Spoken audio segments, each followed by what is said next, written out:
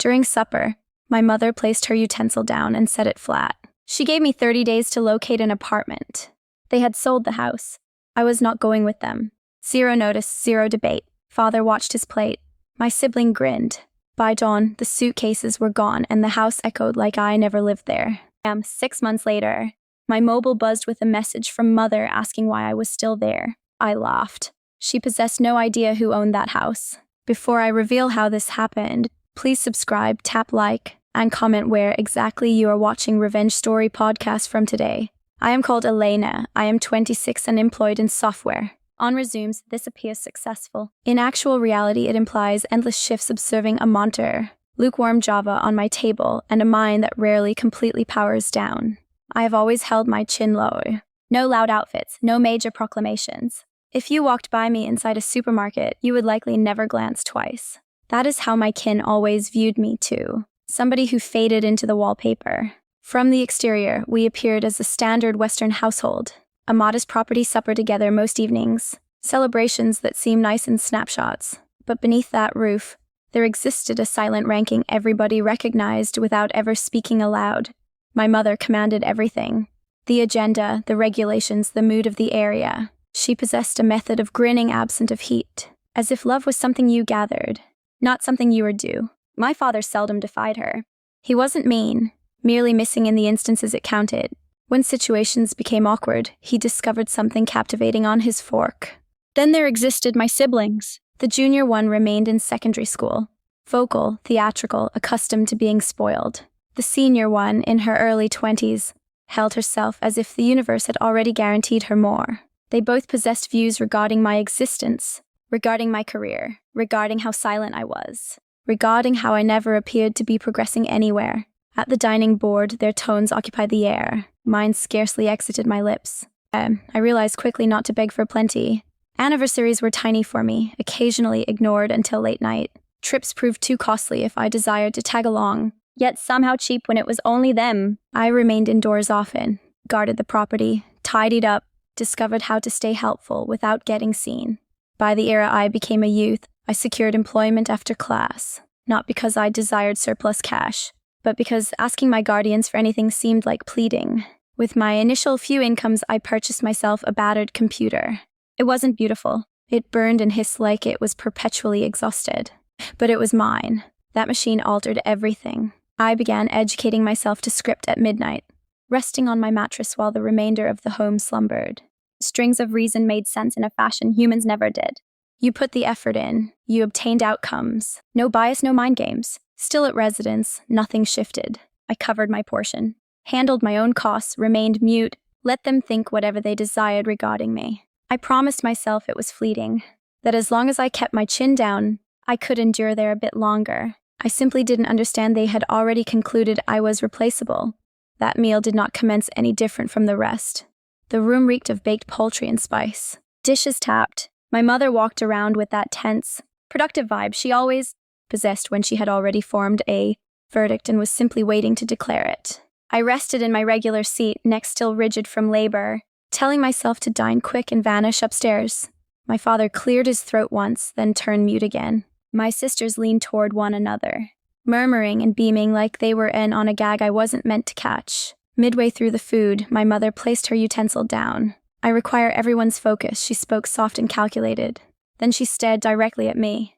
Particularly you, Elena, something in my ribs constricted. She did not elevate her tone. She didn't appear furious. That was the awful bit. She talked like she was reciting a shopping list. The property had been traded. The documents were finished. They were leaving. Tomorrow, I paused. Leaving where? That is not relevant, she answered. What counts is that you will need to locate somewhere else to reside. You possess a month. The phrases didn't hit all at once. They piled, traded, leaving. A month. I gazed at my father. He would not meet my gaze. His palms were clasped on the wood, fingers white. When I turned to my siblings, the senior one grinned. The junior one mashed her mouth together, attempting not to giggle. You are truthful? I questioned. My mother agreed. We are not bringing you with us. She voiced it so purely, it nearly seemed logical. Like this was the organic law of items and I had merely missed the note. My father eventually talked. You remain an adult, Elena. You should have prepared for this. Prepared for my kin trading the home without notifying me. The junior one scoffed. Suppose you better commence boxing, she stated. Tech roles don't earn that good, correct? They chuckled. Not noisily. Not mean enough to cause a fuss. Just enough to burn. I paused for somebody to speak. This was too much. For my mother to order them to quit, for my father to jump in. No person did. My meal sat unused, turning icy. I sensed that known strain behind my lids. The pressure that usually arrived before weeping. I gulped it down. Sobbing had never altered anything in that building. So that is all? I asked softly. That is all, my mother spoke. We have formed our choice. They returned to dining, to chatting about districts and academies and how much brighter the fresh house would seem. Like I had already been scrubbed from the area. I remained there until my seat seemed heavier than my frame. Then I rose, whispered something regarding being fatigued, and headed upstairs. I shut my chamber entry and pushed my brow against it, hearing their joy drift up the steps. In that second, something inside me eventually changed. This wasn't ignorance anymore. It wasn't partiality. It was removal. And while they believed they just shoved me out of their existences, they possessed no clue. They just walked into a crisis they couldn't manage. They departed the next dawn. I woke up to the deep vibration of a vehicle, motor outside my glass, and the noise of gates banging shut. For a second, I believed I imagined the entire event. Then I caught my mother's boots on the timber ground downstairs, crisp and absolute like grammar. By the time I marched into the family area, cartons were piled by the exit. The sofa was absent. Kin portraits had been removed off the plaster, leaving light squares where pasts used to rest. My father waited by the glass keys in his palm, already halfway somewhere else. My mother looked at me like she was ticking one final task off a sheet. Recall, she spoke, fixing her jacket. You have got a month. Don't make this tougher than it has to be. Tougher for whom? My sisters floated past me, smiling about their fresh chambers, their fresh blog, their fresh beginning. No person embraced me. No person asked if I was fine. The main entry shut, and just like that, the building turned silent. Not calm silent, vacant silent. I waited there for a long while after their vehicle vanished down the road. The atmosphere felt distinct without their tones in it. Every noise repeated my strides, my lungs.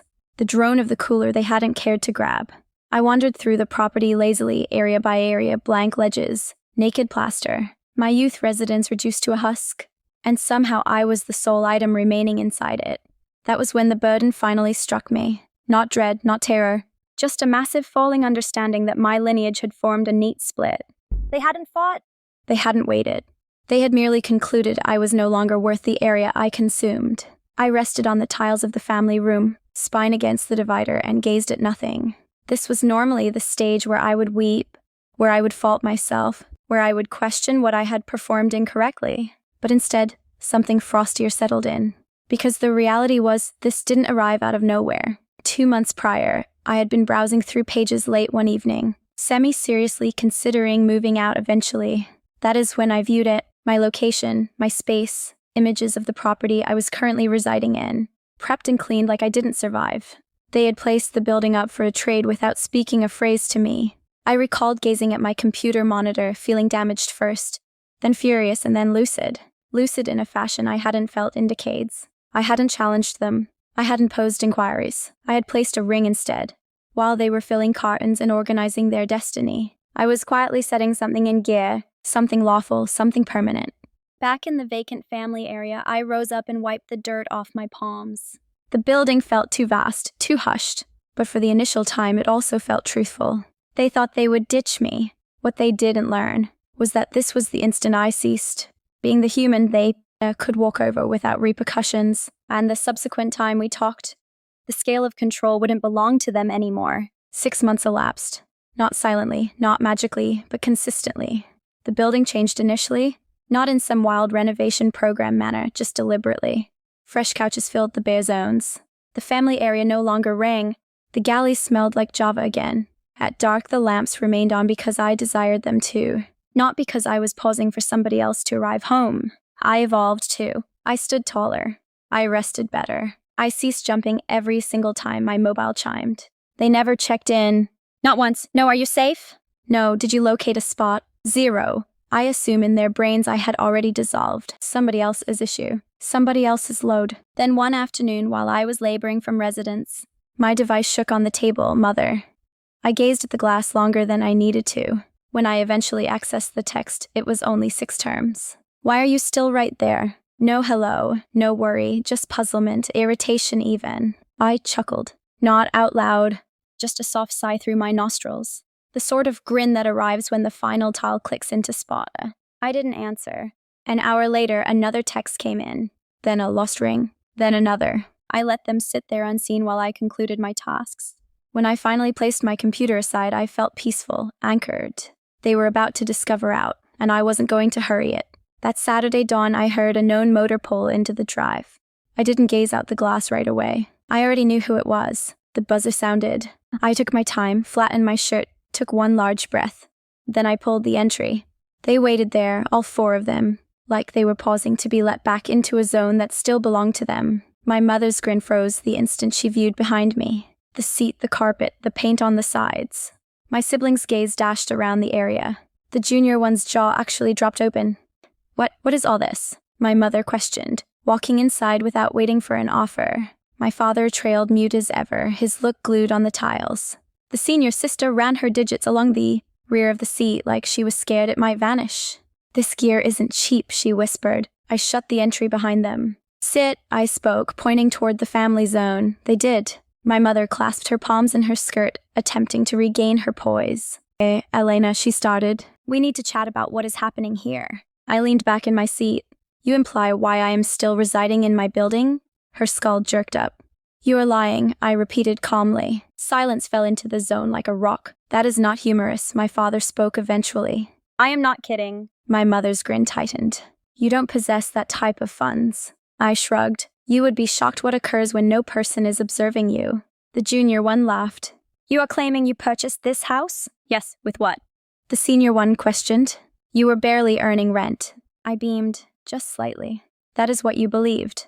My mother rose up so quick, her seat scraped against the wood. Explain right now. So I did. Not every part. Not figures that would make their mind whirl. Just the reality. I labored in tech. I had been constructing things quietly for years. I had teamed with somebody I trusted. We had done well. Better than well. I viewed the page months before you told me. I spoke. You put the building up for trade while I was still surviving here. So I formed a verdict. My mother's skin drained of shade. You let us trade it to you. I bought it lawfully. Everything is managed. Transfers, bills, deeds, all of it. The area felt tinier by the second.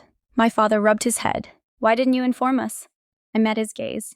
Because you didn't ask. The junior one leapt in. If you had cash, you should have supported us. My mother shot her a glance, then turned back to me. We have been facing some monetary pressure, she spoke, her vibe shifting, softening. The fresh house costs more than we anticipated. College is coming up. We could truly use your backing. There it was. I nodded slowly. Let me get this correct. You traded the building without notifying me. You told me I had a month to vacate. You chuckled when I questioned where I was meant to go. And now you are requesting me for aid. We didn't know, she claimed. If you had known I was valuable, I spoke. You would have handled me uniquely. That is not just, my father spoke weakly. Isn't it? I rose up. My palms were not trembling. My tone didn't shake. That shocked me most of all. You didn't erase me by error. You didn't miss me. You made picks over and over. You selected who mattered in this clan, and it wasn't me. My mother's eyes filled with drops. We are still your guardians. No, I spoke. You are humans I am linked to. That is not the identical thing. The senior sister folded her limbs. So that is it. You're just severing us off. I am placing limits. The junior one started to sob. You are being savage. I looked at her. No, I am being consistent. I marched to the entry and pulled it. You should depart. My mother stared at me, frozen. This isn't finished. It is for me. They exited the same fashion they had months ago, silently, without looking back. I sealed the entry and leaned against it, breathing for what felt like the initial time in years. Justice didn't feel loud or theatrical. It felt pure. And finally, the building was truly mine. They didn't vanish right away. For weeks after that date, my mobile lit up with missed rings and texts. My father left recordings that began with regrets and ended with reasons. He said he should have shielded me more, that he didn't grasp things were that awful. I heard one. I didn't hear the remainder. My senior sister sent long notes about misreading and blood ties. She said she lacked me, that she desired us to commence fresh. The junior one begged for aid more bluntly. A new device, cash for class. Tiny asks wrapped in guilt. I didn't reply. Then my aunt came by one afternoon. She carried tea and that gentle vibe humans use when they believe they are being nice. She told me my guardians were suffering, that they hated their picks, that holding on to rage would only damage me in the long run. I told her the reality. I wasn't furious anymore. Rage burns warm. What I felt was silent, lucid. I had spent years shrinking myself to fit into a clan that had already concluded. I didn't belong. Walking away wasn't payback. It was self-respect. She agreed even if she didn't fully grasp. Life settled into something quieter after that. Labor stayed full. The building felt like refuge in a fashion it never had before. I invited pals.